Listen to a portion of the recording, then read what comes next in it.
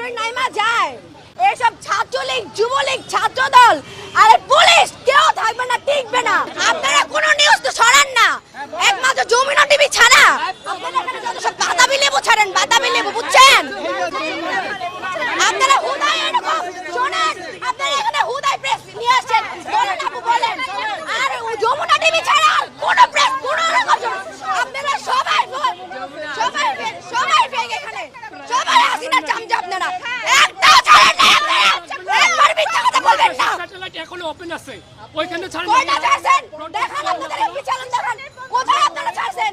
একমাত্র যমুনা টিভি ছাড়া কোনো রকম কোনো চ্যানেল ছাড়া নেই, ওই যে একমাত্র এই চ্যানেলটা ছাড়া। কোনো লাগবে না, আমাদের কোনো কোটার দরকার নাই। মেধা হচ্ছে মানুষের সবচেয়ে বড় কোটা। এখনই আপনার লাভ শোনেন, কোটা দিয়ে কি হবে? যদি মেধা থাকে, কই অন্য দেশে তো কোটা দেয় না, বাংলাদেশে কেন কোটা থাকবে?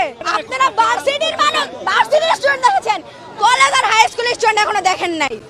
একবার যদি সব স্টুডেন্ট নাইমা যায়, এইসব ছাত্রলীগ, যুবলীগ, ছাত্রদল আর পুলিশ কেউ থাকবে না, টিকবে না। 4 কোটি স্টুডেন্টদের সামনে এইসব কিছুই না, খালি কোনো ফ্যামিলি প্রবলেম বা এইসব গোলাগুলির কারণে শুধু হচ্ছে না, আর নামতে পারতেছে না।